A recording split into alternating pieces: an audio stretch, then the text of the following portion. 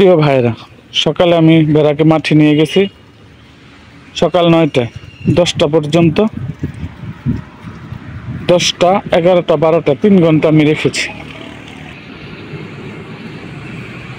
12টা থেকে 2টা পর্যন্ত ভেড়া বিশ্রাম নিল। এর মাঝে আমি গোসল, খাওয়া দাওয়া করলাম।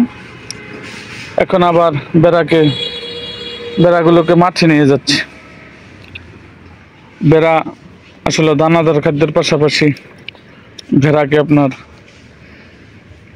কাঁচা ঘাসও পর্যাপ্ত পরিমাণ দিতে হবে। আর আপনি যদি মাঠে চড়ান তাহলে আপনার 5-6 ঘন্টা মাঠে চড়াইতে হবে।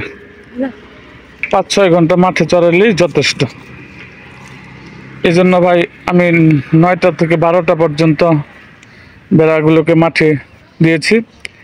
এখন আমি 2টার সময় ছাড়লাম, আসর পর্যন্ত, অর্থাৎ 5টা পর্যন্ত আমি এই ভেড়াগুলোকে মাঠে চড়াবো।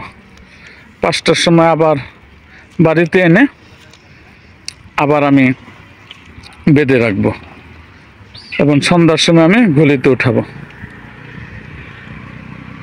ভাই, ভেড়া পর্যাপ্ত কাঁচা ঘাস না হইলে ভেড়া আপনার ঠিক মতো বাড়বে না। এজন্য শুধুমাত্র দানাদার খাদ্যের উপর ভরসা করলে ভেড়া পালতে পারবেন না। এই জন্য প্রচুর পরিমাণে প্রাকৃতিক খাদ্য মাঠে চড়াইতে হবে ভেড়াকে। তো ভাই, আজ এই পর্যন্তই। আপনাদের কোনো কিছু জানার থাকলে অবশ্যই কমেন্ট বক্সে জানাবেন। আর হ্যাঁ, আমাদের চ্যানেলটাকে সাবস্ক্রাইব করুন এবং পাশে থাকা বেল আইকনটি বাজিয়ে দিন।